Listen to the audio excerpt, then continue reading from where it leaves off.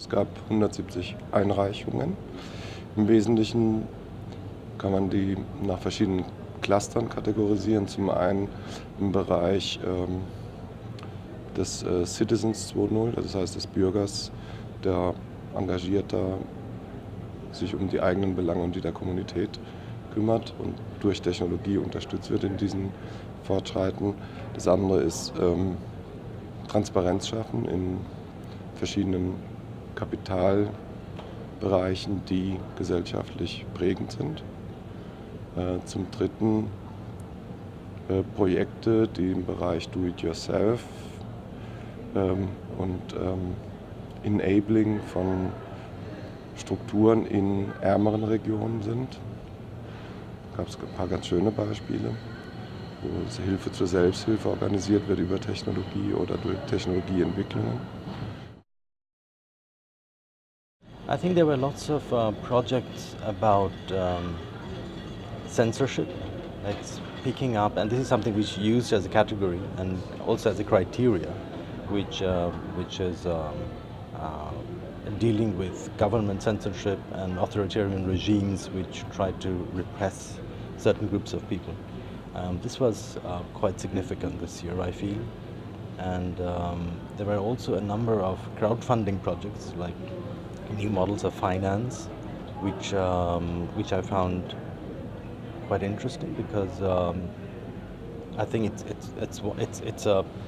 it's a trend that we see definitely all over the world. Crowdfunding has become a hugely hyped word and concept, but crowdfunding is diverging or diversifying into different types of crowdfunding. This is something which I also observed this time. There are clusters of projects.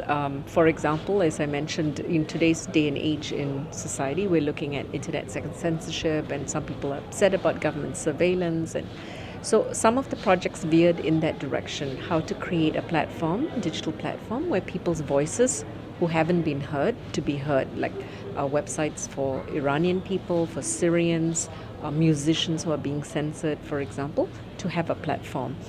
In that area, we found, for example, a difference, one very localized and some that are very global platforms. Another area, for example, would be areas in which people are sharing something that can lead to a project, for example, creating a platform for crowdsourcing, for crowdfunding, communities that would leverage the online and the offline so that they can be more effective. Another area that I think we probably will see more of in the next few years is the direction of social enterprises. There's an evolving field right now where people are recognizing that a pure non-profit model, because I think Electronica has one of its criteria as non-commercial. What is non-commercial is being fuzzed right now because a lot more non-profits are adopting a model whereby they may sell a product or a service as a way to keep themselves sustainable instead of just relying on donations. And that was an interesting area. So for example, we had a project that was trying to support women who are poor in the poverty level and who are ordinarily making handicrafts. And they created a platform and a community to help the poor women sell their goods, as well as a community of socially responsible people who want to help alleviate poverty to buy these products.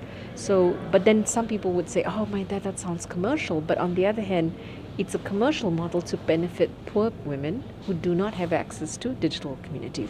The poor woman doesn't need to know how to make a website. She just has a normal phone.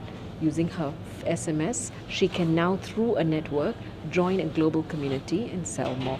So this was an interesting area that came in, I think, that is new, but we probably might see more of that because social enterprise is actually growing. Some people call it social business. It's double bottom line, having a social impact but having a business model. And having an environmental impact is called triple bottom line. Environment, social, and business to keep it sustainable.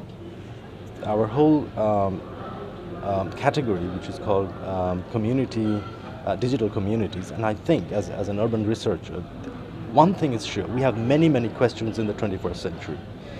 We have a massive urbanization that's going to take place in the world in the next century. And one thing we know is that the community will play a very essential role in the future. So these are very small communities in very diverse ways. and supporting, enabling these communities to evolve their projects or develop their projects will be very, very essential. So it will be a meeting of the top down and bottom up projects. This will be the intersection point where communities will play a very, very important role. This is absolutely sure. And I was happy that there were certain projects which indicated that that's happening in the world, that people are developing such models.